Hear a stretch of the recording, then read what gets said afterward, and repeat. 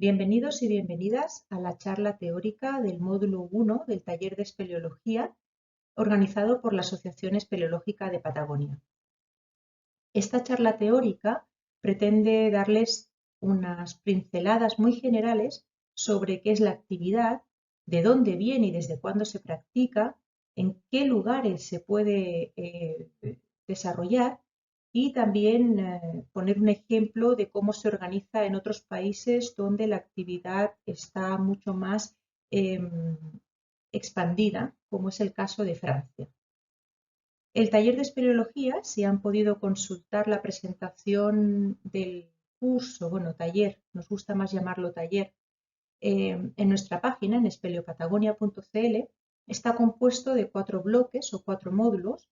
El módulo 1, al que correspondería esta pequeña charla introductoria teórica, tiene una parte en pared, que es la que estaremos trabajando durante los 2 días que se les han confirmado a cada uno de ustedes.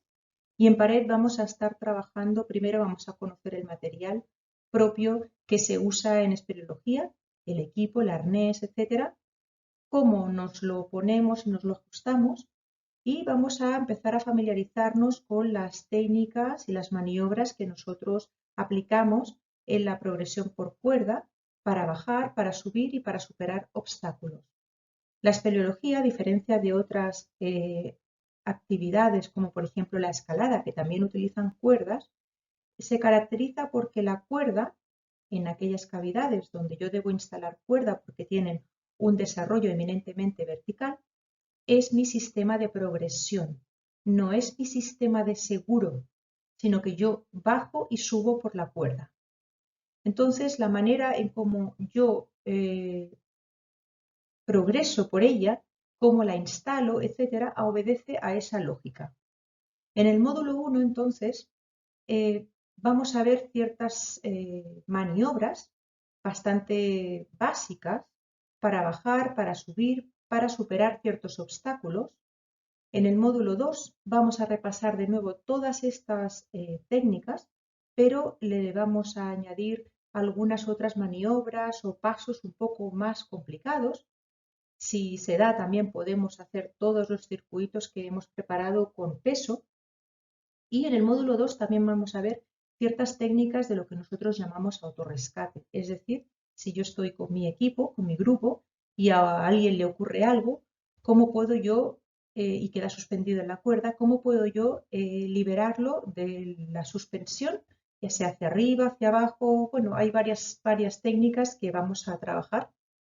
En el módulo 3 se contempla la visita a una cavidad que en la zona central nos resulta un poquito complicado, pues porque ya veremos dónde es más usual que haya cuevas, pero por aquí cerca no tenemos ninguna en la que podamos trabajar quizá todo o que conozcamos, todas las técnicas que vamos a ver en pared, pero sí hay algunas opciones, algunos lugares que están más alejados hacia el norte, hacia el sur, pero antes de poder organizar ninguna visita a estos lugares, pues hay que hablar con la gente, con los dueños, si es que son lugares privados, después hay que pedir permisos, etcétera, hay que ver si nos dejarán ir para allá a visitarla, a equipar la cavidad en caso de que sea necesario poner cuerdas de seguridad, etcétera. O sea, es un módulo que requiere mucha más anticipación y que tampoco depende de nuestra voluntad. Y por último, el módulo 4, vamos a ver, de nuevo vamos a repasar todo lo visto anteriormente, pero le vamos a añadir también algunas nociones de cómo se equipa o se instala una cavidad para la progresión espeleológica. El taller pretendemos compartir técnicas que permitan asegurarnos que la práctica de esta actividad la podemos realizar de forma segura. Son las mismas técnicas que vamos a estar repitiendo con toda la gente que se ha apuntado al taller. Y uno de los objetivos, además de que ojalá les guste y quieran seguir practicando la actividad, es que todos manejemos el mismo idioma, es decir, que todos reconozcamos las mismas maniobras sepamos ver cuando hay alguna situación en la que un compañero o compañera se está exponiendo un poco más de la cuenta, cuando estamos incurriendo en alguna situación de peligro, etcétera, y cómo asegurar que efectivamente el desarrollo de esta práctica va de la mano de una práctica segura. Entonces, ese es uno de los principales objetivos del taller, unificar un poco los conceptos, unificar y homogeneizar las prácticas, de manera que vayamos conformando un grupo autosuficiente y a la vez que pueda desarrollar la exploración, porque aquí está casi todo por explorar, de forma segura.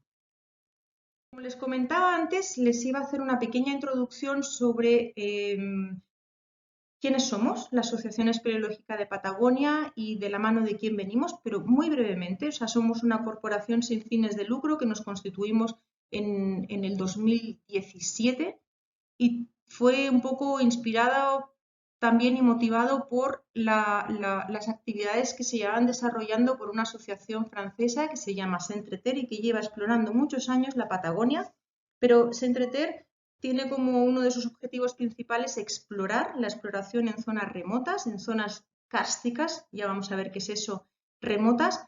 No tiene como objetivo la formación y por otro lado ellos no están aquí, sino que vienen cuando hay expediciones. Entonces yo me uní al equipo de Centreter en el 2013, participé en varias expediciones con ellos y como yo sí vivo aquí y una de las cosas que a mí me faltaban en este país maravilloso de montañas era poder hacer la actividad que a mí me motiva, que es la espeleología, pues ahí reunimos a un pequeño equipo que se conformó también con miembros de Centreter de Francia para constituirnos como corporación. La corporación o la Asociación Espeleológica de Patagonia, Espeleopatagonia, tiene como principal objetivo difundir la espeleología en el país. Algo que es en sí un reto, pues porque, como yo les decía antes, las zonas de caliza, que es donde eminentemente se practica la actividad, son bastante reducidas. Entonces, hay otro tipo de terrenos donde también se puede realizar la actividad, pero como adaptada, ¿no? Entonces, las principales áreas en las que nosotros trabajamos en proyectos, o sea, no nos dedicamos a esto profesionalmente, sino que es como hobby y de manera voluntaria, son tres bloques.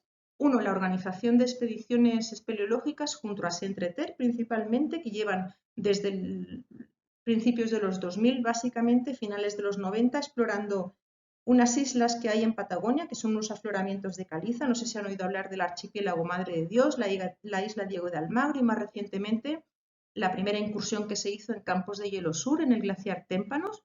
Otra línea nuestra de trabajo que nos motiva es la de la espeleología para niños, es decir, compartir las actividades explorativas y de todo lo que se puede llegar a conocer del subsuelo con los más pequeños, ya que la espeleología es una actividad que tiene un fuerte componente educativo y al realizarse en equipo se pueden trabajar, además de las áreas lógicas, digamos, de biología, geología, arqueología, etcétera, se pueden trabajar muchas otras dinámicas de equipo para fortalecer muchos aspectos y valores, digamos, de relación con la naturaleza y con una naturaleza muy específica, es decir, la que está bajo la superficie. Y el otro gran bloque, que es el que nos convoca a nosotros, es espeleología para adultos, que lo llamé yo, pero en realidad es formación. Es cómo transmitir los aspectos técnicos de la actividad de manera que se pueda desarrollar paulatinamente forjando un equipo o un grupo motivado.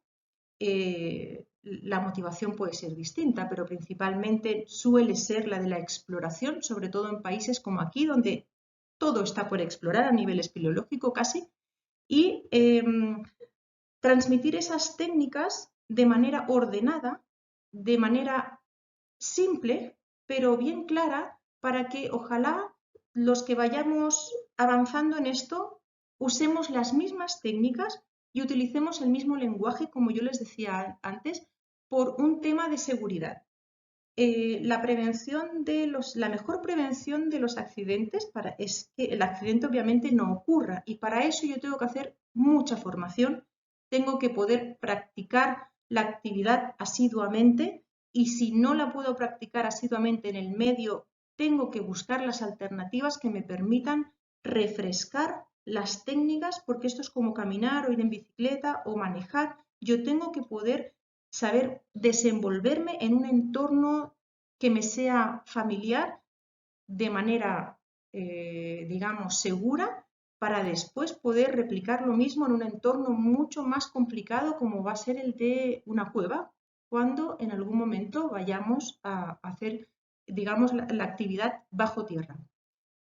Este desarrollo de la espeleología para adultos que yo llamo, que parte con nosotros, con esta manera de compartir los conocimientos técnicos, va también de la mano del desarrollo de protocolos de seguridad, ya que si hay algo que los espeleólogos tenemos claro es que en caso de que haya un accidente, es altamente probable que el único o la única que nos pueda sacar de ahí sea otro espeleólogo o alguien que tenga conocimientos de la técnica para reducir al máximo, digamos, las consecuencias que puede tener un accidente bajo tierra.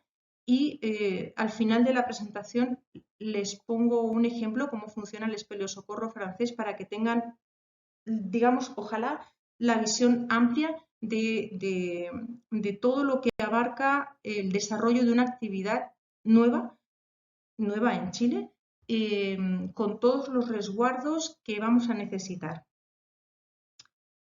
La otra asociación, la gran pata o casi que el motivo del por qué existimos fue eso, que nos inspiramos en esta asociación, la Asociación Centrater, que se dedica básicamente a la exploración y la exploración centrada sobre todo en el karst de Patagonia, mediante la organización de expediciones, también con un proyecto educativo en el que no voy a entrar ahora, pero pueden revisar la página de Centreter. Es un proyecto muy bonito al que este año se va a unir por primera vez la Escuela Miguel Montecinos, y es precisamente con la Escuela Miguel Montecinos de Puerto Edén con quienes estamos desarrollando una actividad pionera, me atrevería yo a decir, en el país, que forma parte de la espeleología para niños, que se llama Cuerdas y más, y es, si todo va bien, en noviembre de este año vamos a ir con los niños de la escuela a explorar el glaciar, las cuevas del glaciar Témpanos, que es el que nosotros exploramos, nosotros me refiero a Centreter, en 2019.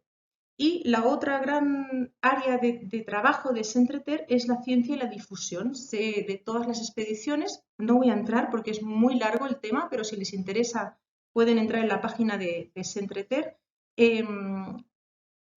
Producto de todas estas expediciones se han ido recabando muchísimos datos que podrían o que esperamos que ayuden a avanzar en la postulación del archipiélago Madre de Dios como patrimonio de la humanidad, y eso va acompañado de estudios científicos y también de un gran trabajo de difusión mediante documentales, libros, etc. Así que, como ven, entonces la presentación en sí la hemos dividido en 5 bloques. Primero, definir qué es la espeleología o qué se entiende por esta actividad, un poquito de dónde viene y desde cuándo se practica, digamos, según lo que son los conceptos modernos de la espeleología. Después, cuál es el material o principalmente los orígenes y la evolución, porque el material en sí lo vamos a ver en terreno. Otra parte importante es qué es la espeleología kárstica, ya que el karst, lo vamos a ver, es el entorno más usual para practicar la espeleología. Y por último, como les comentaba antes, vamos a ver un ejemplo de una organización federativa como es la Federación Francesa de Espeleología, que además es también el referente en el que nosotros nos inspiramos para todo lo que es la organización de técnica, de los conceptos técnicos y de las maniobras que vamos a ver durante el taller.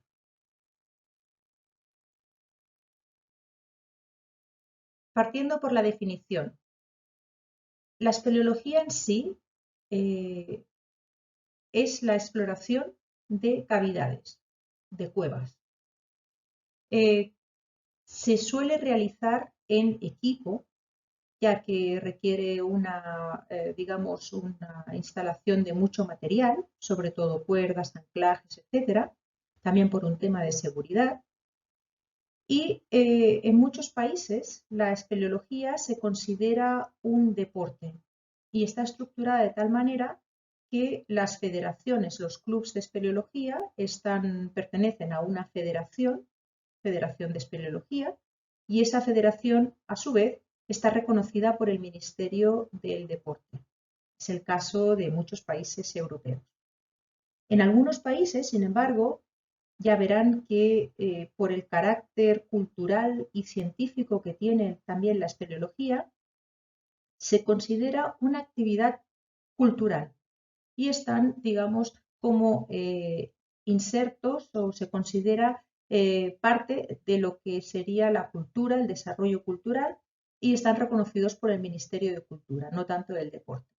Pero digamos que la espeleología es un híbrido entre una actividad deportiva, una actividad con un fuerte componente científico, ya que yo me adentro en lugares a los que normalmente no puedo tener acceso, por lo tanto puede ser que encuentre algunos indicios que sean interesantes para entender, no sé, el pasado de la Tierra, el pasado geológico, el pasado incluso hasta cultural, ya que las cuevas también han sido abrigo y han sido ocupadas por el ser humano durante siempre.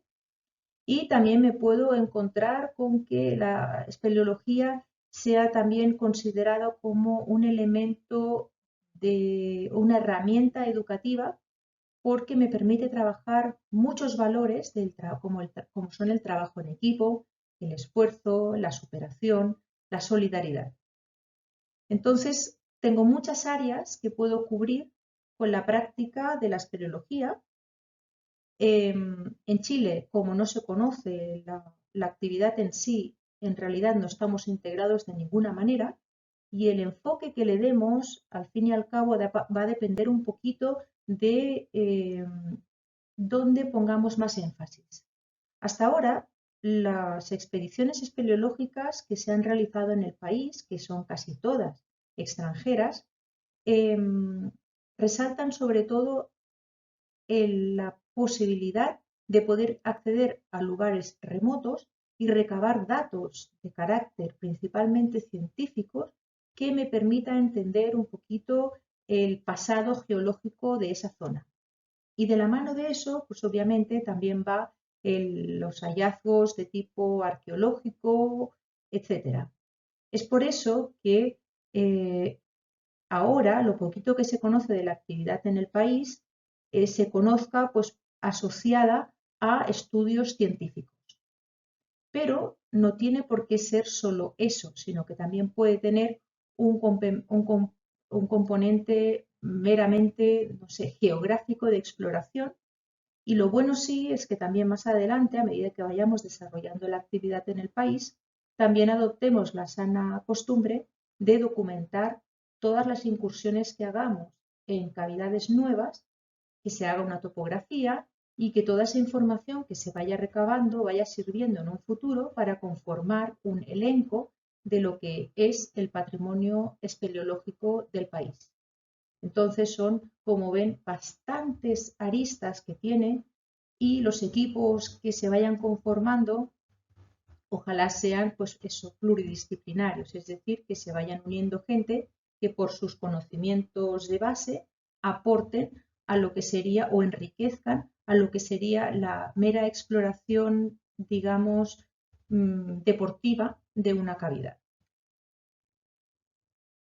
La espeleología pues tiene un marcado interés científico que no se puede obviar. Las principales áreas son la geomorfología y la karstología. Vamos a ver un poquito más de cada una en las siguientes diapositivas. Hidrología, bioespeleología, hasta llegar incluso hasta la literatura, porque ¿quién no ha oído hablar de viaje al fondo de la Tierra, ¿no? Así que es muy amplio todas las áreas que yo puedo cubrir con la práctica de la exploración del mundo subterráneo. Geomorfología y karstología. he intentado que en la presentación se mostraran imágenes de cavidades de Chile.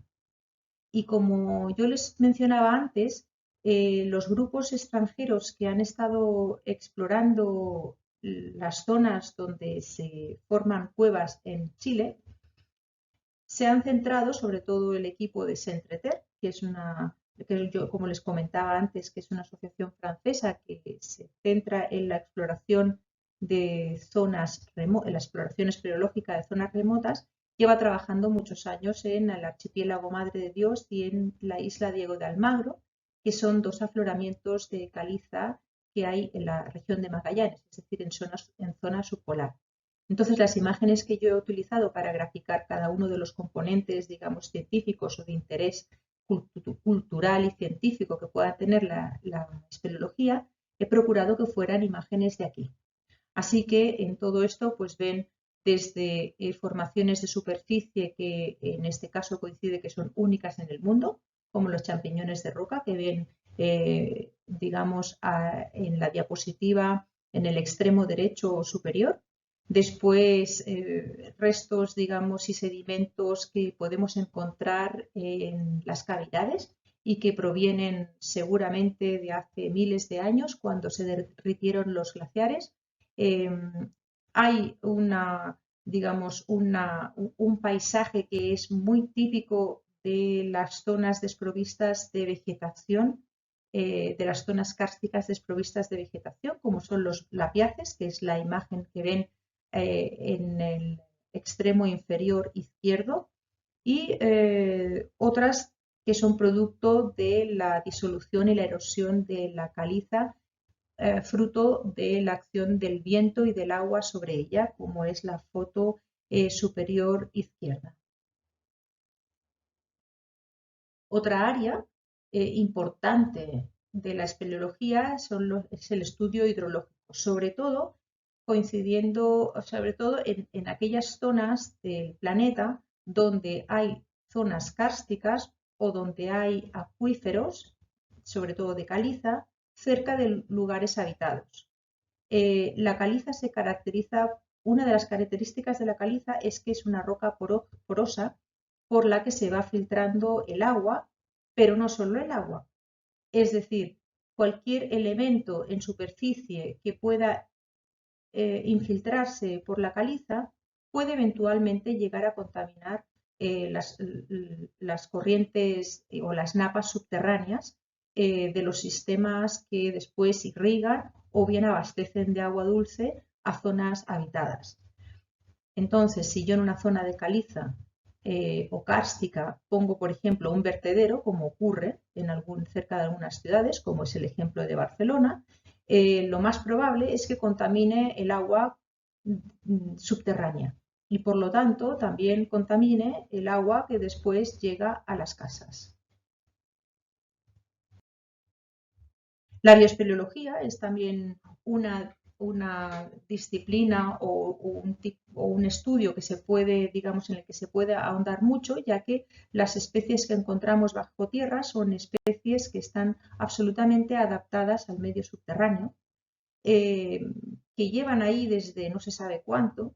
Y, por ejemplo, en el caso de Madre de Dios, donde se han identificado especies nuevas, especies cavernícolas nuevas, el hecho de poder seguir ahondando un poquito en el conocimiento de este tipo de fauna nos permite entender cómo fue, por ejemplo, el reseteo biológico, si es que lo hubo en algún momento, de esa isla, considerando que la isla estuvo o el archipiélago estuvo cubierto por los glaciares hasta hace unos 10-15 mil años. Por lo tanto, esos indicios de vida completamente adaptados al mundo subterráneo, no se sabe si llegaron después de que se retiraran los hielos o si pervivieron durante la época en que esa zona estuvo cubierta por el hielo. Y si fue así, pues por ejemplo, cómo se alimentaban, ¿no?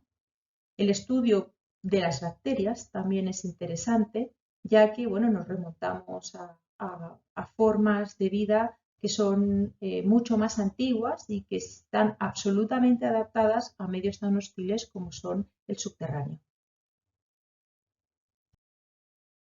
Otra área interesante, como les mencionaba en el listado inicial, es la paleontología, o los restos que yo me puedo encontrar de animales fósiles, etcétera, en una cavidad, como es el caso de la cueva de la ballena en el archipiélago Madre de Dios.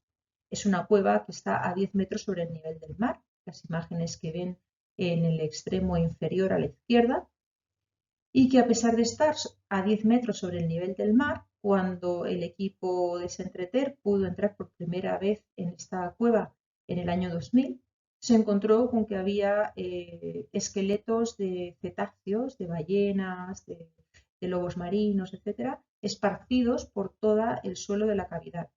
Y eso, bueno, pues obviamente arroja un montón de interrogantes sobre, primero, cómo pudieron llegar esos huesos ahí y luego por qué los esqueletos no están intactos, sino que están, digamos, esparcidos por toda la cueva. Otro estudio muy importante y del que quizás se conozca un poco más, relacionado a la espeleología, es el estudio de los espeleotemas o bien de las formaciones de calcita que yo encuentro bajo tierra, que sean estalactitas, estalagmitas, coladas, columnas, etc. El estudio de estas formaciones, de los espeleotemas, me arroja información sobre varias cosas, entre otros cómo fue el clima en los cientos y miles de años anteriores al momento presente, ya que para que se formen estalagmitas, en este caso, por ejemplo, que son las que crecen desde el piso hacia arriba, tiene que haber un flujo o un aporte de agua líquida que se vaya filtrando por la roca de caliza y que se vaya cargando de calcita que en algún momento quedará depositada en el mismo lugar, creando como pequeñas columnitas, ¿no? La datación de esas estalagmitas, al igual que el estudio de los anillos de un árbol, me da información sobre cuánta cantidad de CO2 había en superficie en momentos determinados y si hubo o no aporte de agua, filtración de agua desde la superficie. Por lo tanto, yo puedo saber o puedo llegar a deducir si la superficie estaba en algún momento cubierta de bosque, si estuvo cubierta de hielo, etc. Otra de las grandes áreas de investigación que van muy de la mano de la espeleología es la arqueología, ya que las cuevas, si han servido de algo a lo largo de los siglos y de los miles de años, es de abrigo, de refugio. Los restos que yo puedo encontrar en una cueva son de diversa índole. El hecho de que se encuentren en una cueva bien preservados se debe a que en una cavidad yo no tengo demasiada alteración de parámetros tales como la humedad o la temperatura. Estos parámetros se mantienen bastante estables durante mucho tiempo. Por lo tanto, al igual que en el caso de restos paleontológicos en forma de huesos, lo más probable es que los restos que yo encuentre estén bastante intactos y que yo pueda estudiarlos si es que lo amerita o si es que suscita el interés suficiente el estudio de estos restos de manera y obtener información que sea bastante fidedigna. Pues ¿por qué? Pues porque estos restos lo más probable es que no hayan sufrido demasiada alteración con respecto al momento en que se depositaron ahí. Yo, los signos de ocupación que puedo encontrar en una cueva son de distinta índole. Pueden ser las pinturas rupestres, las más conocidas quizá, pero también puedo encontrar restos de asentamiento, ya sea restos de huesos o de alimentos que en algún momento haya ingerido los grupos humanos que ocuparon la cueva.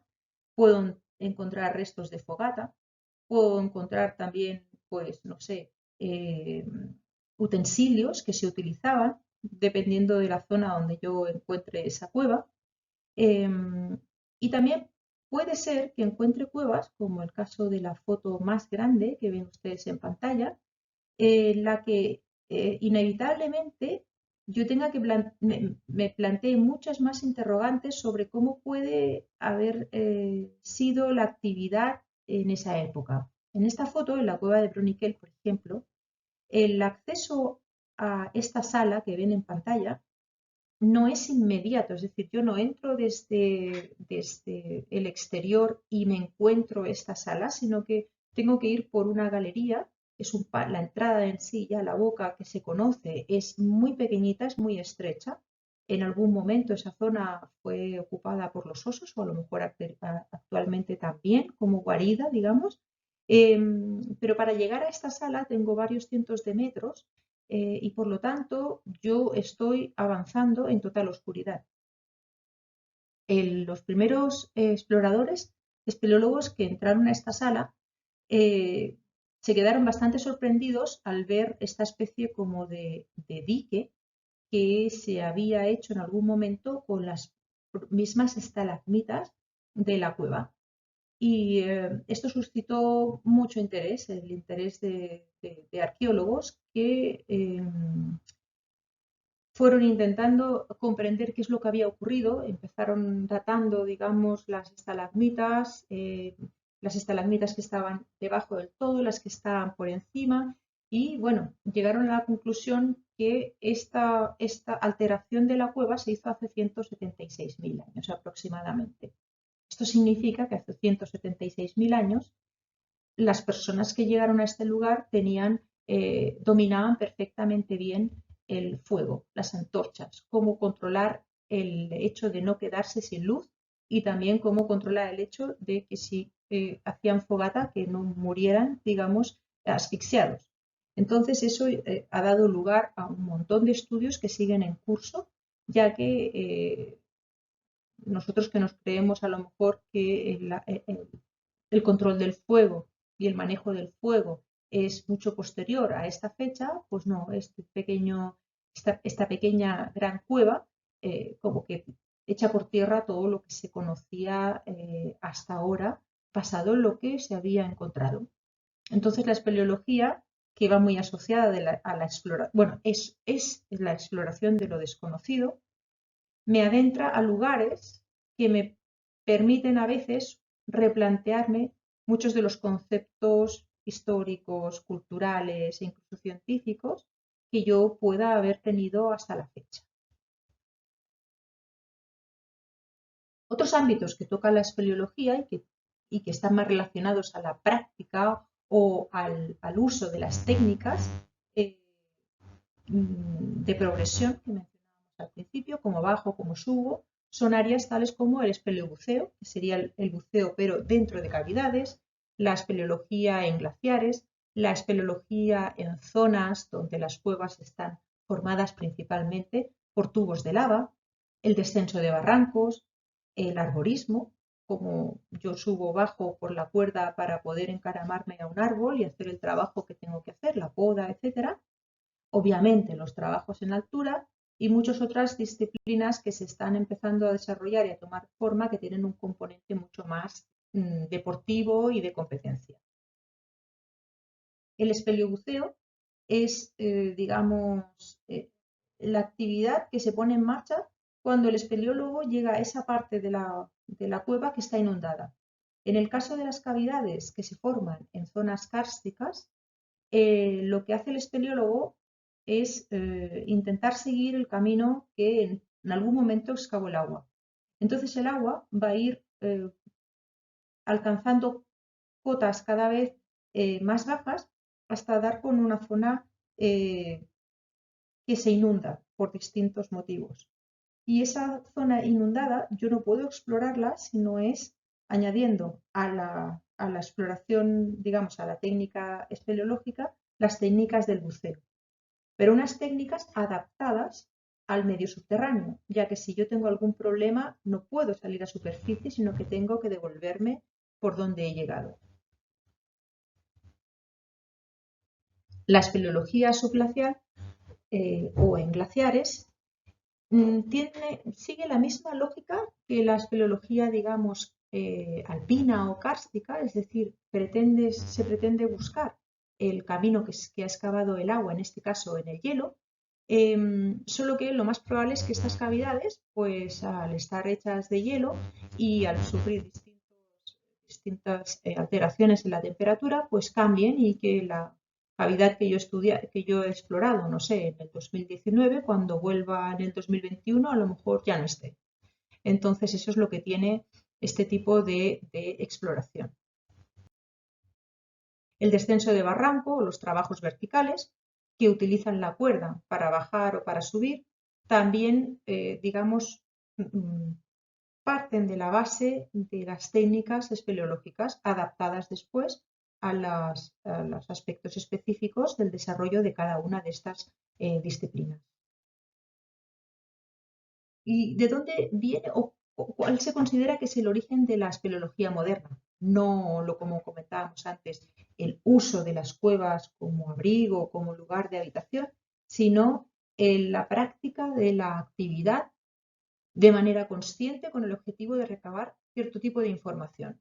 Bueno, pues se considera que el inicio de la de la exploración espeleológica está en el siglo XIX y que fue el francés Edouard Alfred Martel quien le empezó a dar forma. Se considera que él es el padre de la espeleología moderna y fue el primero en organizar exploraciones científicas subterráneas en Europa. Y obviamente lo que hizo él y varios otros que también se adentraron digamos, en las profundidades con el objetivo de recabar información, pues que lo documentó. Ya sabemos que si yo hago algo pero no lo comunico, no lo comparto, es como si no lo hiciese.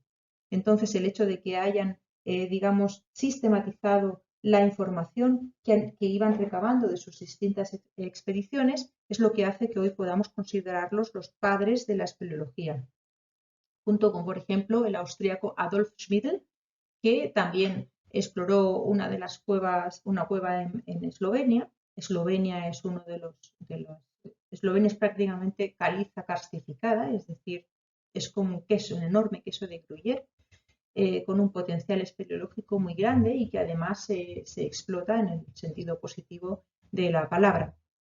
Y bueno, este señor publicó una guía de las cuevas de Adelsberg, de la zona que exploró en Eslovenia, y de las cuevas vecinas del Karst.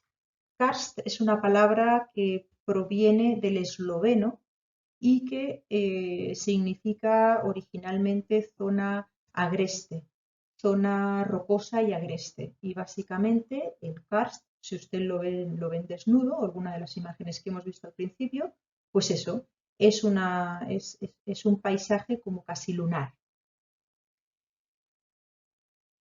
Las fuentes que yo cito en cada una de las diapositivas, donde he tomado información de otras fuentes, las van a encontrar al final, ya que a lo mejor si lo comparto en formato de vídeo, si comparto la presentación en formato de vídeo, no vayan a poder hacer clic.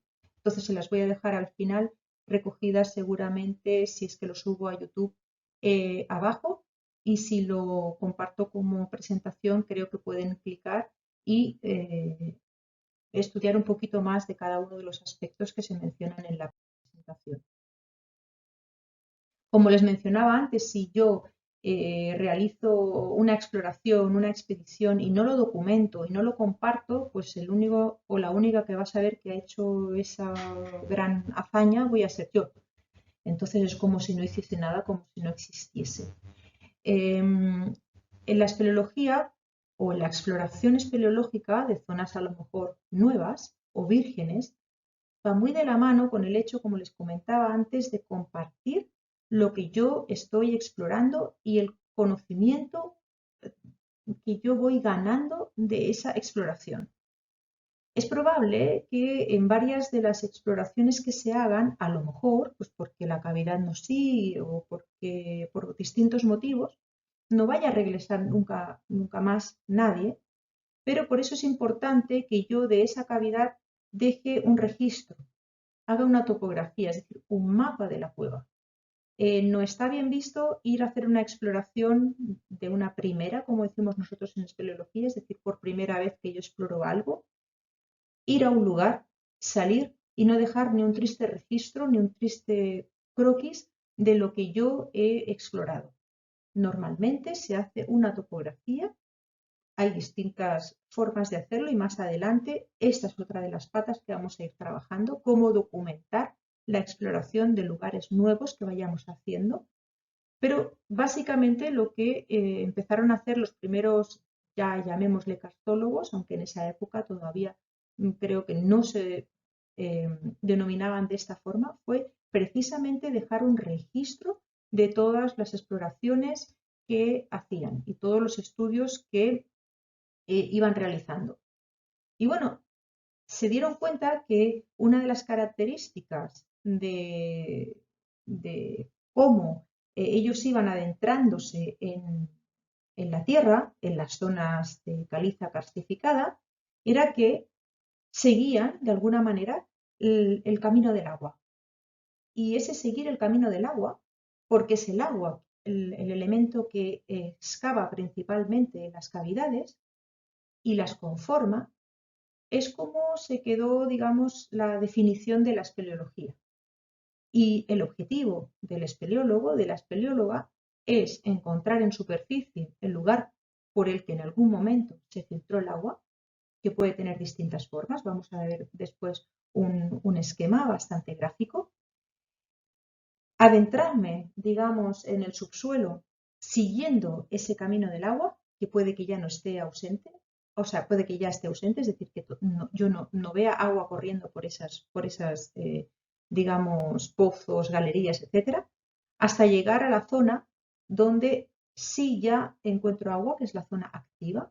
Hasta ahí sería la zona fósil, es decir, la zona seca, por decirlo de alguna manera, hasta llegar a la zona activa, la zona donde yo ya vuelvo a encontrar la circulación de agua que se sigue filtrando. Se llama normalmente colector. Y de ahí puedo seguir eventualmente el camino hasta que el agua vuelve a salir al exterior, en forma de manantial, de fuente, de surgencia, etc.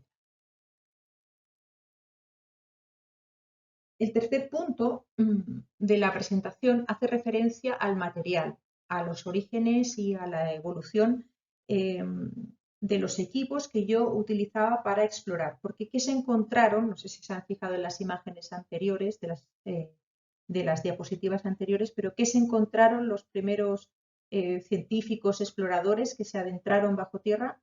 Pues que básicamente podían llegar hasta allí donde podían llegar con el equipo que tenían. Originalmente eran, no sé, sogas con cañas, con pedazos de madera, iban haciendo como andamios que les permitían cada vez ir bajando, escalas, etcétera, pero se sucedían los accidentes, era todo muy lento, muy poco, se avanzaba muy poco con cada incursión. Entonces, de la mano de ese interés por llegar cada vez más, un poco más profundo, fue que empezaron a aparecer aparatos que me permitían bajar cada vez más. Originalmente fueron unas escalas en las que ya cada vez se incorporaban elementos un poco más duraderos, metálicos, por ejemplo, y se utilizaron durante muchos años lo que se llama el electron, que es la imagen que ustedes ven en pantalla a la derecha. A la izquierda ven una especie de andamio por el que después ellos pasaban y obviamente cuando se rompía esto, pues la caída era, en función de donde estuviese, era bastante considerable. Entonces, el primer gran avance en el tema de la progresión fue crear una especie de escalas los electrons que se utilizaron durante muchos años.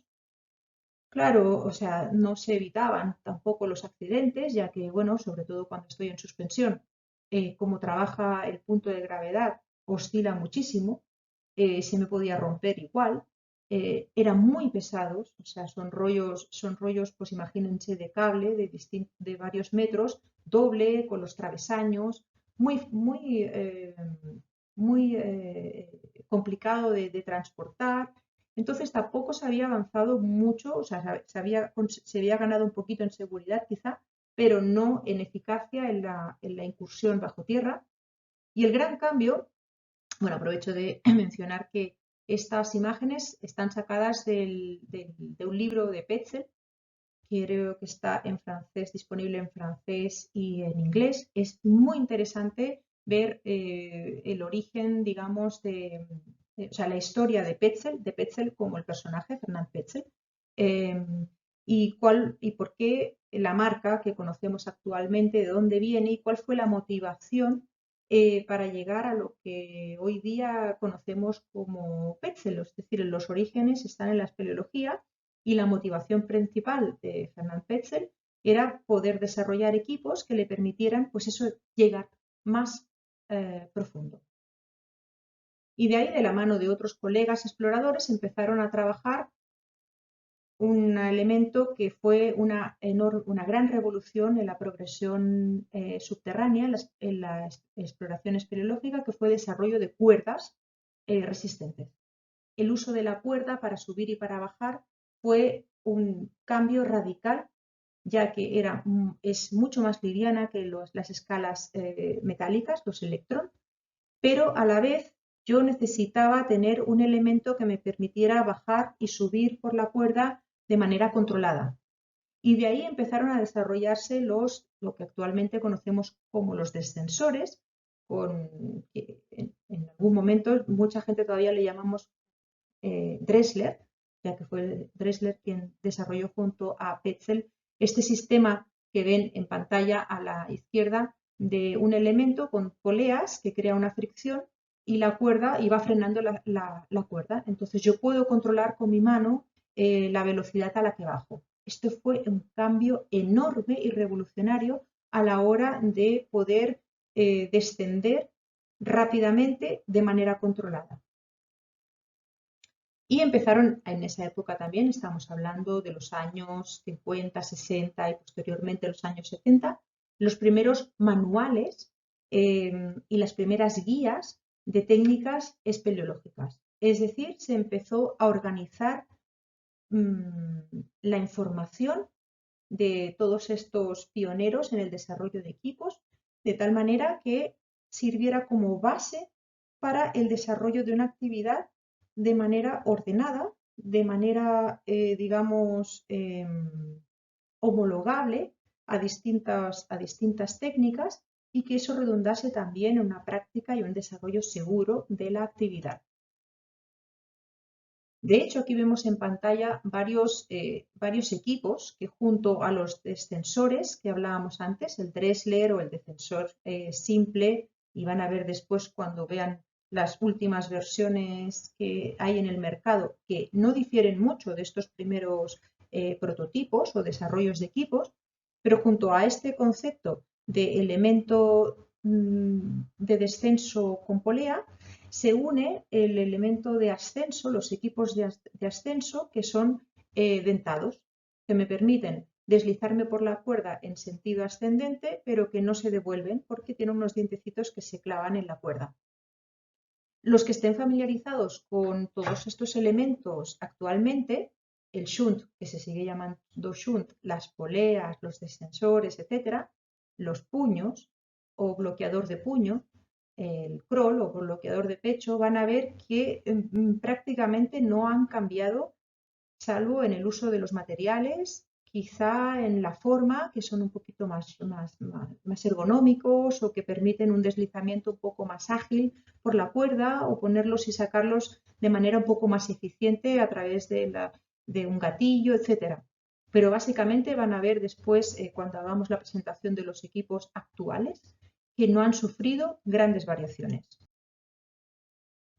En lo que sí también hubo una enorme inversión de tiempo y de recursos fue en el desarrollo de un sistema de iluminación eficaz. Y ese desarrollo, si bien en los equipos que acabamos de ver para subir y bajar por la cuerda, los cambios han sido menores, han sido casi estéticos a lo largo de todas las décadas pasadas, en la iluminación sí ha habido un salto abismal. Después de utilizar, digamos, antorchas, en lo que se empezó a trabajar fue en el concepto de la lámpara de acetileno, un carburo. Después se pasó a un híbrido entre lo que sería el uso del carburo y en una lámpara a través de un piezo que me permite, digamos, encender la lámpara de carburo de manera casi automática, con un híbrido que combina eso con la luz eléctrica. ¿Por qué? Básicamente porque el carburo es un elemento muy contaminante. Necesito, digamos, prever las cantidades de carburo que voy a necesitar para una exploración, las tengo que cambiar, tengo que ir con el carburero, tengo que estar viendo que cada vez lo pueda llenar, ir cambiándole, digamos, descarburando, cambiando el carburo, el viejo por nuevo, tengo que ir rellenándolo de agua, tengo que llevar mangas impermeables que eviten que yo pierda el carburo y contamine la cavidad, toda una serie de cosas que han hecho que ya actualmente el carburo no se utilice y que se haya pasado a la luz eléctrica. Y las primeras lámparas o frontales adosados a los cascos eran con pilas alcalinas, normal, y después se ha ido desarrollando, la tecnología asociada a los frontales, incorporando LEDs, incorporando haces de luz cada vez más potentes, incorporando materiales cada vez más livianos, etcétera, y con baterías de litio que me dan cada vez más autonomía, porque me pueden pasar muchas cosas en una cavidad, pero lo que no me puede pasar es que me quede sin luz, porque si me quedo sin luz, por muy buena forma física en la que esté, no voy a poder salir de allí donde esté, aunque esté a 10 metros de la salida. Si yo no veo, no puedo salir. Entonces, la luz es primordial, y saber gestionar bien la autonomía que yo tengo en luz es casi tan importante como en el caso de los buzos, digamos, gestionar además la cantidad de oxígeno que les queda para poder devolverse. Entonces, una de las grandes revoluciones y que sigue habiendo a día de hoy en el tema de los equipamientos de espeleología son las lámparas. Los cascos suelen ser, como ven, no difieren mucho a lo mejor de otro tipo de casco, solo que en el caso de la espeleología tenemos una regulación que puede variar para que nos quede bien ajustado, para que yo me lo pueda desprender rápidamente, por ejemplo, en algún caso en que me quede un paso estrecho, que me pueda sacar el barbiquejo. Y luego también se caracterizan porque el sistema de frontal yo lo llevo adosado al casco y es un sistema resistente. Las lámparas tienen que poder aguantar cualquier impacto de agua, etc. Por lo tanto, la principal característica de los cascos de espeleología es que llevan este sistema integrado y que yo no me tengo que estar preocupando de que voy a perder el frontal en el primer techo de roca con el que me dé. El material individual y colectivo se diferencia en espeleología. Una cosa es el material individual, es decir, lo que yo necesito para poder progresar, desplazarme por una cuerda en la cavidad, y eso lo vamos a ver en la parte práctica, pero más o menos el equipo que utilizamos no difiere mucho del que ven en imágenes. Ese es el equipo que yo utilizo a nivel individual.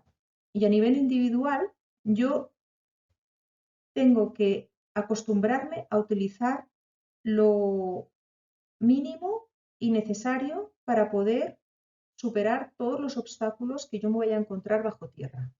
Ni más ni menos. No me empiezo a cargar de material de por si, porque esos porsis o esas eventualidades las tengo que prever en el material colectivo. El material colectivo está compuesto por todas las cuerdas que yo voy a necesitar para instalar la cavidad, todos los anclajes que yo voy a tener que introducir en la pared eventualmente, todas las chapas, todos los mosquetones, etc. Por lo tanto, yo tengo que destinar gran parte de mi espacio en las sacas o petates que lleve al material colectivo. Y el material individual tiene que ser lo mínimo y necesario. Estas imágenes, en este caso, están sacadas, a lo mismo como les comentaba antes, de gran parte de la información que vamos a utilizar también en terreno, del Manual Técnico de Espeleología de la Escuela Francesa de Espeleología. Las cuerdas, como les comentaba, son parte del material colectivo. Todo el material que utilizamos en espeleología ha sido fabricado siguiendo unas normas de seguridad y de calidad específicas. Entonces, yo, para poder saber el alcance de cada uno de los equipos, lo primero que tengo que hacer cuando me compro mi equipo, que ojalá sea nuevo, para yo tener toda la trazabilidad del equipo, es revisar la ficha o las indicaciones del fabricante. Normalmente las indicaciones son lo suficientemente claras como para que yo sepa cómo debo, digamos, usarlo y cuáles son los cuidados que tengo que considerar para que mi equipo me dure y para que mi equipo no pierda sus propiedades. Las cuerdas, del momento que yo las saco de la caja, empiezan a perder propiedades, obviamente, porque empieza un proceso de desgaste. Aún así, hay muchas pruebas hechas sobre la durabilidad y sobre la resistencia de un elemento tan importante para mí como es la cuerda.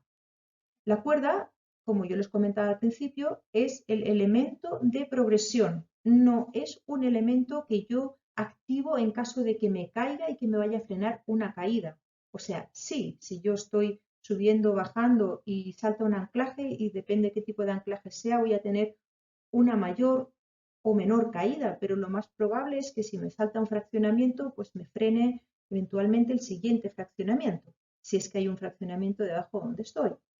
Entonces, la cuerda que se utiliza en espeleología, como el objetivo no es amortiguar la caída, sino que simplemente poder subir y bajar por ella, es semiestática. A mí no me interesa tener demasiada elasticidad en la cuerda. Sobre todo, por ejemplo, porque cuando voy a subir voy a tener mucho chicle, que es lo que se le llama, que es la elasticidad de la cuerda, aunque sea semiestática. Yo todo ese tipo de elementos lo quiero reducir. En espeleología, en espeleología se utilizan principalmente tres tipos de cuerda. El tipo A, que son las que son de 10 milímetros, 10 milímetros y medio, 11 milímetros, etc. Pero estas yo las suelo utilizar más para rescate. Después, la que más se utiliza es la de tipo B, la de 9 milímetros. Y después, para lo que sería la exploración ligera, puedo utilizar cuerdas de menor diámetro. Las resistencias, yo tengo que tener claro las resistencias, sobre todo al roce, ya que el roce es el principal peligro que yo tengo en una cavidad y es lo que más puede desgastar, más rápidamente puede desgastar una cuerda. Por eso que yo haga especial énfasis cuando estoy equipando la cavidad, es decir, cuando la estoy instalando, de que los tramos no me queden con roces que puedan ir como, digamos, rompiendo la cuerda. Bueno, en pantalla ven distintos tipos de parámetros de resistencia de las cuerdas y obviamente estamos hablando de resistencias de 1500 kilos cuando hay un nudo de 8, que es el nudo principal que yo uso en espeleología. En las cuerdas de tipo A es 1500, en las cuerdas de tipo B 1200 kilos, en las cuerdas de tipo L 1100. Estamos hablando de rangos, digamos, de resistencia altos. Sin embargo, en función de la cuerda que yo utilice, voy a considerar ciertos elementos cuando instalo o después de que haya pasado mucha gente, etc. Y por eso, por ejemplo, para operaciones de rescate, y cuando hablo de rescate me refiero a operaciones en las que yo extraigo a un herido en camilla, no las maniobras de autorrescate. En el caso del rescate, entonces, utilizo cuerdas de tipo A. En la exploración, como decía antes, puedo utilizar cuerdas de tipo B y si domino muchísimo la técnica, puedo utilizar cuerdas de tipo L. Siempre siendo muy conscientes de los alcances que tiene cada una de ellas. Después, en función de los fabricantes, sí que hay elementos digamos, comunes para saber el año de fabricación. Y es que hay unos ciertos colores que se utilizan en las cuerdas pues, para saber, digamos, cuándo fue la durabilidad, digamos, para tener a simple vista un indicativo de cuán vieja es esa cuerda. ¿Dónde puedo yo practicar la espeleología? Pues básicamente donde se formen cuevas. Uno de los terrenos donde se forman cuevas por excelencia es en la caliza que ha sido karstificada, es decir, las zonas de caliza en las que el agua ya ha excavado su camino, se ha filtrado por la superficie de alguna manera y ha ido erosionando, ha ido diluyendo, ha ido excavando su camino por el interior de la caliza. Hay gente que pregunta normalmente qué temperatura o a qué profundidad llegamos con respecto al nivel del mar cuando estamos explorando una cavidad. Bueno, hay que entender que las cuevas se forman dentro de macizos, en este caso, por ejemplo, de caliza. Entonces, yo no parto del nivel del mar y me adentro, digamos, hacia la corteza terrestre, por decirlo de alguna manera, sino que primero subo por la montaña y después la bajo por dentro, básicamente para que entiendan grosso modo. Entonces, cuanto mayor sea el punto o cuanto más alto esté el punto o el ingreso de la cavidad, mayor potencial espeleológico tengo, porque significa que puede haber más desarrollo hasta que yo llegue a la zona donde ya la cavidad o el agua no ha podido seguir excavando su camino y salga por algún otro lado. Entonces, si yo tengo una cavidad a cota 2000, pues sé que tengo un potencial bastante mayor que si mi cota está a más 500. Siempre y cuando, y esto a lo mejor no se ve a simple vista, pero siempre y cuando en la parte de caliza sea lo suficientemente espesa.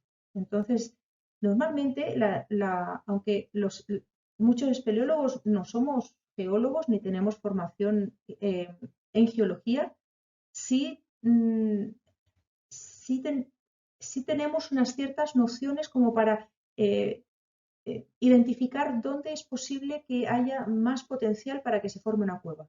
Y eso va de la mano de la observación, obviamente del estudio, pero también de la observación del terreno. Y obedece a ciertos elementos lógicos. Pero no es igual en cualquier entorno de caliza. Cambia, porque los factores son muy diversos. Esa caliza convive con qué otro tipo de roca, hay bosque en superficie, no hay bosque, veo yo a simple vista dónde puede estar la boca o no. La espeleología tiene un fuerte componente de exploración en superficie. O sea, yo camino y camino y camino hasta que encuentro a lo mejor una entrada. Así que por eso le decía yo antes que es como una especie de exploración geográfica, de exploración del terreno, aunque los que lo estemos haciendo no seamos geólogos ni seamos carstólogos, sino que simplemente vamos aprendiendo de la observación del entorno. Este sería un esquema que les mencionaba antes, muy general, de cómo puede, de qué aspecto puede tener un sistema kárstico y cuál es el proceso de karstificación, es decir, cuál es el proceso mediante el cual el agua ha excavado su camino en el terreno, en un macizo de caliza en este caso. Yo puedo tener una surgencia, un manantial en superficie, como vemos en el lado izquierdo, un río que discurre en superficie y que por algún motivo encuentra una fractura o ese río va sobre un lecho, digamos, de una roca más impermeable, no sé, arenisca, etcétera, y de repente choca contra otra zona, otro macizo de caliza, otra roca de caliza que sí es más porosa y el agua va excavando y va ensanchando su camino y precipitándose por ese sumidero. Ese sumidero puede ser en forma de cascada, también pueden ser filtraciones de superficie mucho menos evidentes, es decir, cuando llueve el agua se escapa por algún sitio, y se escapa por la superficie. Y yo en esa superficie puedo tener signos evidentes, hendiduras, como en el caso de las dolinas, o bien en aperturas ya más tipo sima, por la que, sima con S, por la que el agua se ha metido y yo tengo una vertical, tengo una especie de pozo por el que ya no circula agua. Entonces el espeleólogo o espeleóloga, ¿qué hace? Pues intentar meterse por la curiosidad por esas zonas que sean practicables, digamos, para el ser humano. Y yo me puedo encontrar galerías, que son, digamos, digamos, los huecos que yo me encuentro bajo tierra más o menos horizontales. Me puedo encontrar pozos, que son verticales. Me puedo encontrar salas, grandes salas, en las que a lo mejor pues ya pueda observar yo o bien bloques de derrumbe, porque además también hay otro proceso de desprendimiento de bloques con el desgaste, porque haya algún tipo de movimiento sísmico, etcétera, que haya acelerado la formación de esas salas.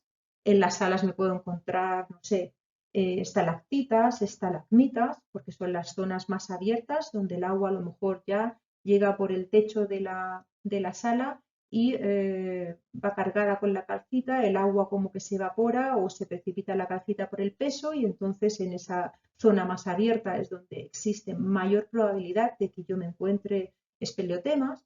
El agua puede seguir, digamos, filtrándose por la roca hasta llegar a una zona en la que vuelve a topar con una roca más impermeable, con una roca, lo que sería la capa freática, en la que el agua ya no se sigue filtrando, pero el agua siempre busca su camino para salir y además de encontrarme a lo mejor reservas de agua en forma de lagos o de galerías inundadas o de ríos, también me puedo encontrar eventualmente, que ese es el santo grial de cualquier espeleólogo, la salida al exterior, sería la surgencia, la exurgencia, la resurgencia.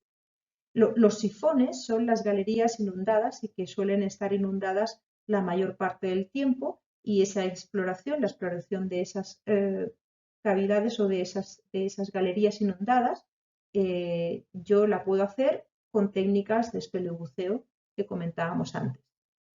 Y bueno, la terminología que yo utilizo para denominar un tipo de fractura, diferenciarla una de otros, es grande, diaclasas, laminadores, etcétera. Y como yo paso o no paso por una y por otro, pues eso hay distintas técnicas, ¿no? Un meandro, si yo tengo que progresar, digamos, de manera horizontal, y no hay una sola manera de hacerlo. Sí hay una manera más usual de hacerlo, pero eso ya lleva, digamos, eso ya se gana con la práctica en terreno. Cuando yo no tengo cuerda, pues cómo avanzo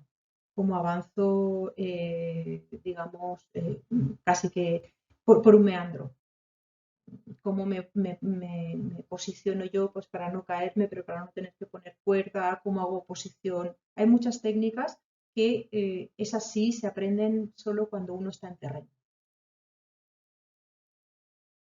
En cuanto a que yo les comentaba antes sobre las nociones básicas, digamos, de geología que pueden ayudar a la hora de iniciar una exploración de un terreno y irse a lo mejor, ojalá, a las zonas donde haya mayor potencial de que se formen cuevas, más que nada para no frustrarse demasiado en una búsqueda, con una búsqueda infructuosa.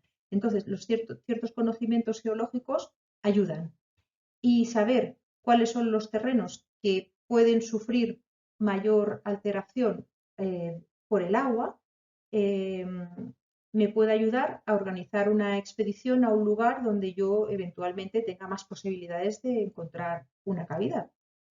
Entonces, básicamente existen dos grandes áreas dentro de lo que sería la zona de las calizas que yo puedo estudiar a priori y que hacen referencia al origen de esas calizas, ¿no? Si son calizas que se han formado donde hace millones de años hubo arrecifes de coral, es decir, que son como apilamientos enormes de antiguas conchas, de sedimentos, etcétera. Es decir, de origen principalmente a partir de seres vivos, o bien si son otro tipo de calizas que han sufrido en su formación un proceso, una alteración, porque ha habido, no sé, una adulteración con agua o lo que sea, y esa caliza va a ser mucho menos consistente, por lo tanto es menos probable que las cavidades que se pueden llegar a formar sean durables, ¿no? Como en el caso de las dolomías. Y entonces ahí yo tengo como terrenos mucho menos, ¿cómo lo diría yo? Mucho menos resistentes. La roca no es tan firme, la roca no es como la roca madre de caliza, sino que es como se desmorona más fácilmente. También se forman cuevas, pero es importante que yo sepa cuál es el origen de esa roca porque eso me va a ayudar a elegir qué técnica aplico yo para equipar ese tipo de cavidades donde va a ser más difícil que yo dé con roca buena para clavar mis anclajes. Sobre cuáles son las partes del planeta donde hay mayor concentración de caliza. Bueno, básicamente, considerando que gran parte de las calizas provienen de donde hace millones de años hubo arrecifes de coral, pues en las zonas más templadas. De ahí que llame mucho la atención que encontremos caliza en zona subpolar, como es el caso del archipiélago Madre de Dios y la isla Diego de Almagro. En la imagen ven en color fucsia las zonas kársticas del planeta. Y bueno, ya ven que la mayor concentración está, digamos, en zonas entre los trópicos.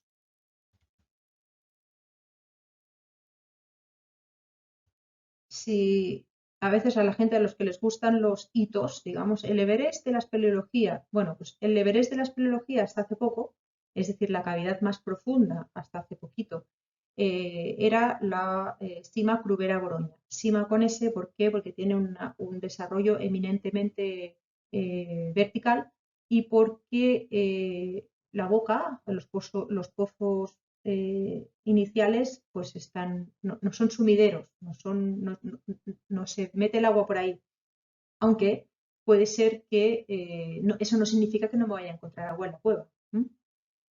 Bueno, pues entonces el Everest de la espeleología hasta hace poquito se encuentra en Cáucaso, en la República de Georgia.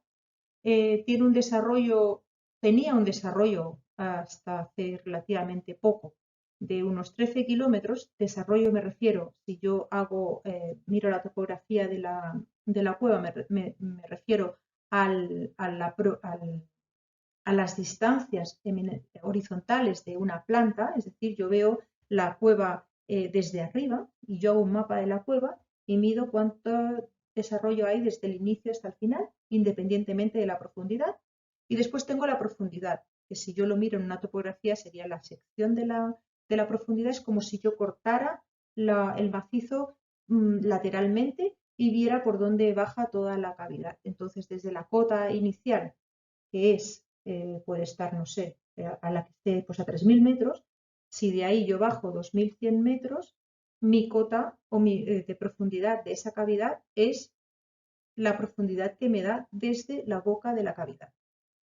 Y para que visualicen un poquito qué significan 2 kilómetros de cueva subterránea, de sima, pues les hemos puesto aquí unas comparativas, como son la torre de 166 plantas, la hace poco más alta del planeta, y luego nuestro Costanera Center aquí en Chile, en Santiago. Si yo los pusiera en la base de la cota alcanzada hasta hace relativamente poco en Crubera Boroña, ya ven que no llegan a nada, ni a la mitad de la cavidad, la torre más alta. En este caso, por ejemplo, en la Sima Crubera Boroña, los últimos metros de profundidad o la profundidad actual se ha alcanzado gracias a la incursión de los espeleobuzos, porque ya se llegó a una cota que todo estaba inundado y a partir de ahí los metros que se han ganado ha sido mediante la incursión con técnicas de buceo. Y en cuanto a lo que sería la presencia de vida humana, que no son los espeleólogos que llegan para allá, bueno, pues también se identificó una nueva especie situada pues a casi a más de 1.500 metros de profundidad, casi a los 2.500 de profundidad. Perdón, a los 2.000 metros de profundidad. Entonces, para que vean que hay vida en las zonas más insospechadas. En cuanto a lo que sería una cavidad o una cueva horizontal, uno de los monstruos del planeta se encuentra en Borneo, en Malasia, con una sala enorme. Que llega a alcanzar un volumen de 12 millones de metros cúbicos. Increíble. Y este es un ejemplo de por qué es importante que yo tenga buena iluminación. Si yo llego, ahí donde están las flechitas, serían los espeleólogos. Si yo llego con mi lamparita, por muy potente que sea, es altamente improbable que yo llegue a dimensionar todo el volumen de la cavidad. Y más importante para mí, que llegue a encontrar el paso por la pared, ya que ya ven que hay varios cientos de metros de un extremo a otro de la cavidad. Tan así que si yo podría poner 7 Boeing 747 en fila y me cabrían aquí dentro. En cuanto el otro día me preguntaban que si había diferencia entre cueva, caverna y si nosotros diferenciamos cuando nos referimos a una o a otra. Pues no sé exactamente, pero si yo digo cueva o caverna, lo más probable es que piense en una cavidad que tiene un desarrollo eminentemente horizontal. Y si digo sima con S, lo más probable, o sumidero, lo más probable, o sea, me estoy refiriendo claramente a una cavidad que tiene un desarrollo vertical. Y si yo quiero referirme genéricamente a cualquier zona hueca bajo tierra, hablo de cavidad, básicamente para que nos entendamos. Pero sí que es verdad que a veces hablamos de cuevas y nos referimos en general, ¿no? Pero una cueva, como los aleros rocosos que hemos visto al principio, que han sido ocupados por el ser humano, con pinturas y tal, probablemente sea una cueva, no sea una sima, porque la sima ya necesito poder utilizar cuerdas para adentrarme. Entonces, estas son cuevas. En general eso, cavidad en el término genérico, cueva si es eminentemente horizontal, sima cuando es vertical. Y ya para finalizar, llegamos al último punto, que sería un ejemplo de cómo se organiza la práctica o la actividad de la espeleología en Francia. ¿Y por qué he tomado Francia y concretamente la Federación Francesa de Espeleología como ejemplo? Pues porque se trata de la única federación que cubre toda la cadena de seguridad desde la práctica y la formación hasta el rescate. Y con rescate me refiero a extracción de persona con camilla, la extracción de una persona que se ha accidentado bajo tierra con una camilla. Existe una sola Federación Francesa de Espeleología que está integrada por varios clubes de espeleología, varios clubes o varios grupos que exploran o que visitan cavidades de manera deportiva o con interés más científico, etc. Y la Federación Francesa de Espeleología, que está integrada por voluntarios, tiene a su vez distintas comisiones. Y las distintas comisiones se centran en distintos ámbitos. Uno muy importante es la enseñanza. Y ponen mucho énfasis en la formación y en la práctica asidua de la actividad para precisamente evitar que haya accidentes. Y porque existe un pacto, digamos, entre los practicantes de la espeleología y el Estado, es decir, bueno, nosotros queremos seguir practicando esta actividad. Si hay algún accidente, nosotros también vamos a cubrir esa parte. A cambio, por favor, no nos cierren ninguna cueva. Permítannos el acceso a la exploración de cualquier cavidad de Francia, en este caso. Bueno, a veces sí se cierran algunas cuevas, sobre todo las que tienen pinturas rupestres, etcétera, por un tema de preservación del patrimonio cultural que allí dentro se encuentra. pero en general es que el motivo del cierre de una cavidad no sea porque ha habido un accidente. Entonces, de las distintas comisiones que integran la Federación Francesa de Espeleología, una muy importante es la Escuela Francesa de Espeleología, que ofrece distintos niveles de formación en función de si uno quiere llevar un grupo dentro del ámbito de la espeleología, no como guía profesional que lleva a externos. Esa es otra área y para eso tiene que haber un diploma de Estado y un reconocimiento, digamos, externo. Pues ¿por qué? Porque hay un aspecto muy relevante asociado a la responsabilidad civil, porque yo ya estoy ofreciendo un servicio. Aquí, cuando estamos hablando de llevar gentes dentro del mismo grupo, dentro de mi mismo club, etcétera, o porque yo me quiero dedicar a formar a otros monitores, o porque quiero, no sé, perfeccionar en ciertas áreas de la actividad, técnicas sobre todo, etcétera. Porque quiero seguir ahondando en el desarrollo de la espeleología desde la vertiente más científica, etcétera. Porque quiero saber y conocer un poco más sobre cuáles pueden ser las dolencias que pueden afectar a un espeleólogo después de haber estado bajo tierra durante mucho tiempo. De hecho, la NASA y la Agencia Espacial Europea tienen parte de su formación de los astronautas bajo tierra. Entonces, la Escuela Francesa de Espeleología como que ordena un poquito las técnicas, hace manuales y ofrece formación en función de las distintas áreas en las que yo me quiera desempeñar después. Las cavidades, además, grosso modo, también se clasifican en función de la cantidad de agua que circula por ellas, ¿no? Estamos siempre hablando de cavidades kársticas. Si yo tengo poca agua o nada de agua, son del nivel más básico y en función de los caudales que yo me puedo encontrar bajo tierra y que son los que van a dificultar la progresión, ahí voy subiendo de nivel. Y una persona que tiene una formación para llevar a gente o acompañar a otros espeleólogos en cavidades sin agua, pues obviamente va a tener que formarse para poder superar los mismos obstáculos, pero con agua y así, ¿no? El nivel de dificultad aumenta. Además de la Escuela Francesa de Espeleología, otra de las comisiones importantísimas que conforman la Federación Francesa de Espeleología es la Comisión del Espeleosocorro francés.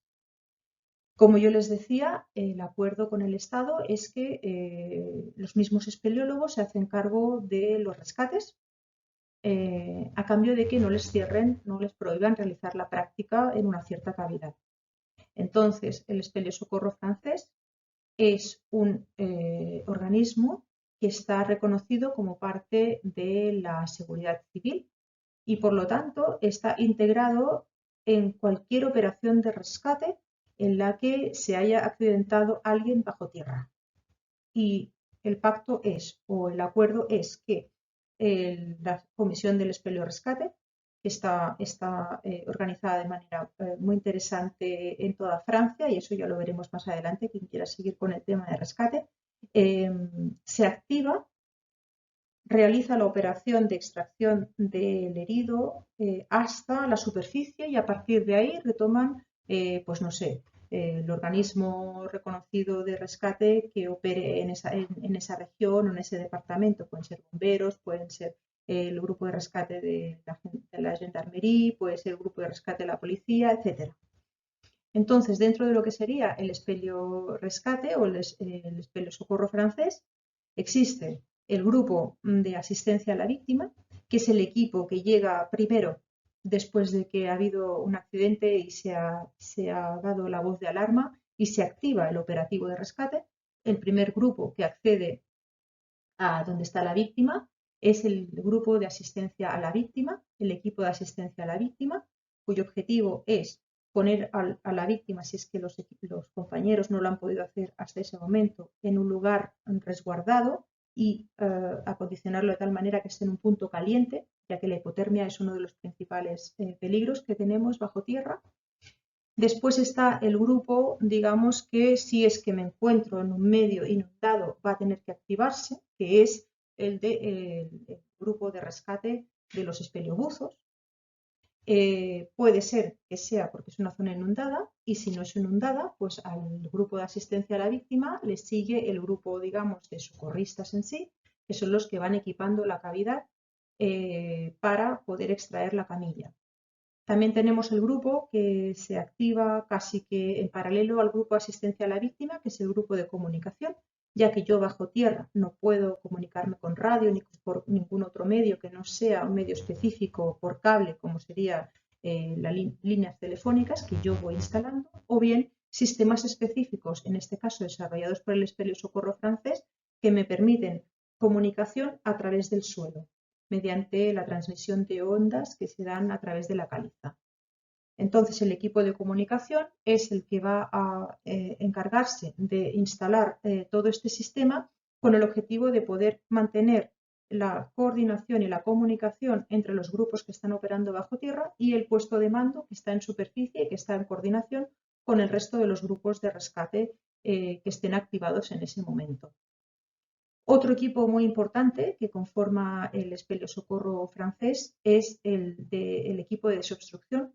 ¿Qué pasa si el herido se encuentra pasado paso estrecho? Yo tengo que poder ensanchar, si es que la persona no la puedo extraer, si no es en camilla, voy a tener que poder ensanchar ciertos pasos. ¿Cómo lo hago? De manera segura. Y luego también hay otro equipo que está especializado en el bombeo de agua. Si yo tengo ciertas zonas que en un momento determinado, cuando ocurre un accidente, están inundadas, pero que yo puedo vaciar para facilitar un poquito más la extracción de la camilla. Entonces hay distintas técnicas de bombeo. El Espelio Socorro francés nace hace más de 50 años y no ha dejado de innovar y de hacer, digamos, mucha inversión de tiempo y recursos en lo que sería el desarrollo de elementos que me garanticen una mayor seguridad y una mayor eficacia en los equipos, en las operaciones de rescate. Siendo uno de los principales exponentes de estas innovaciones el sistema de comunicación por el suelo que ha desarrollado el Espelio Socorro francés. Y de la mano de ahí, bueno, pues cómo yo adapto los primeros auxilios al medio subterráneo, cómo hago yo también para que la espera de la víctima sea lo más confortable posible y cómo procuro incluso hasta formar a equipos médicos para que puedan llegar a la víctima sin necesidad de que los atiendan solo cuando hayan podido salir, ¿no? Hay mucho trabajo que se está haciendo. El Espelio Socorro está compuesto por voluntarios que tienen una cierta capacidad y esa capacidad no es porque se estén haciendo un curso y ya está, sino porque están constantemente ejercitando y haciendo simulacros. Y se hacen simulacros entre los mismos componentes de un club de espeleología, como también en coordinación con los distintos grupos de rescate del país, pues para estar preparados en caso de que haya un accidente. Hago mucho énfasis en este punto porque nosotros en Chile que estamos recién en la fase de incipiente de difundir y de incentivar una actividad, necesariamente tenemos que prever cómo vamos a hacerlo en caso de que haya accidentes, porque si bien en comparación con otras actividades, y no tengo estadísticas ahora, pero es así, los accidentes espeleológicos, allí donde se practica la espeleología, son mucho menores en porcentaje que los que se practican en otro tipo de actividades, escalada, montaña, etcétera. A pesar de eso, como yo les mencionaba antes, sí tengo que tener muy claro que si yo tengo un accidente bajo tierra y en superficie no hay grupos, digamos, con conocimientos técnicos para sacarme de manera segura, lo más probable es que a mí no me pueda sacar nadie más que otro espeleólogo o espeleóloga que sepa cómo hacerlo. Entonces, de la mano del desarrollo de una actividad, también estamos trabajando en el desarrollo de un protocolo de seguridad que se irá desplegando casi que en paralelo a lo que es la exploración en superficie. Pero hasta que lleguemos a un punto en que yo pueda tener una cierta red de gente que comparte las mismas técnicas de rescate, Yo tengo que hacer mucho énfasis, e incluso cuando haya un grupo de rescate formado, yo tengo que hacer mucho énfasis en mi seguridad personal y la de mi equipo. Y eso parte por aprender las técnicas de la manera más clara posible, aprender las buenas prácticas, compartir, ojalá, y perdonen que me repita tanto, pero es que es muy importante, compartir los mismos códigos para asegurarnos básicamente que reducimos al máximo las posibilidades de que haya un accidente.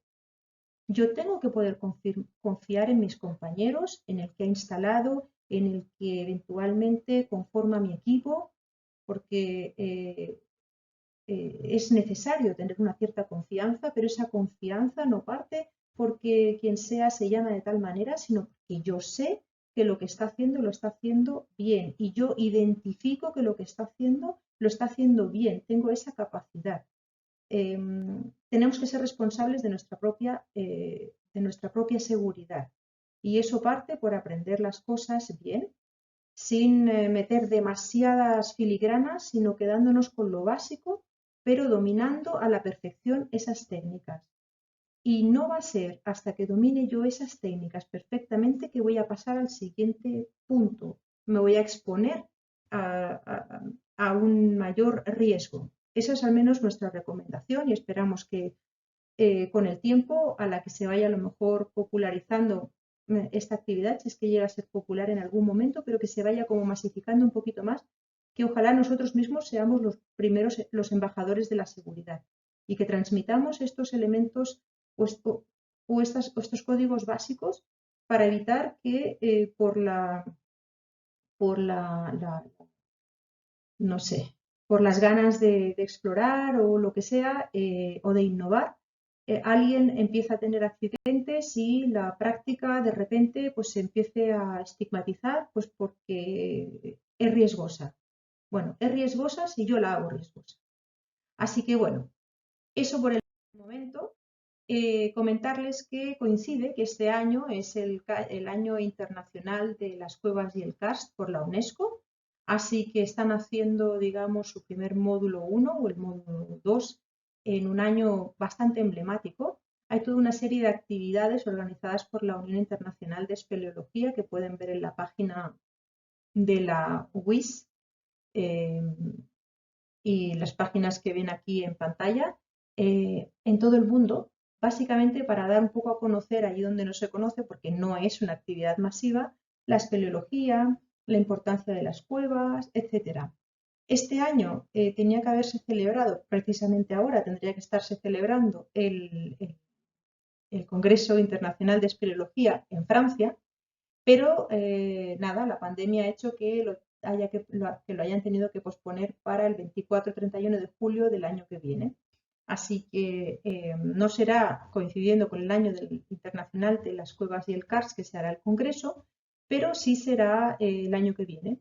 Y se van a presentar muchísimos trabajos desde, no sé, desde relacionados a geología, biología, por ejemplo, manuales de espeleología, se está trabajando por ejemplo, en la actualización del manual de espeleosocorro francés, va a salir uno nuevo en francés y después estará traducido al español, al inglés, otro tipo de manuales y de estudios que se han hecho de resistencias de cuevas, de tirolinas, es decir, no solo científico, sino que también es muy técnico. Y no sé cómo lo van a organizar, si después toda esa información va a estar, digamos, disponible en algún lugar, pero en las páginas que estoy viendo aquí, que en la página, en la dirección de la WIS 2021.espelios, falta una R, es .fr. Así que nada, les voy a dejar, como les digo, todos los enlaces agrupaditos allí donde vaya a subir la presentación, está grabada. Y muchas gracias. Yo creo que ya la siguiente cita va a ser en pared. Así que gracias por su interés y nos vemos pronto.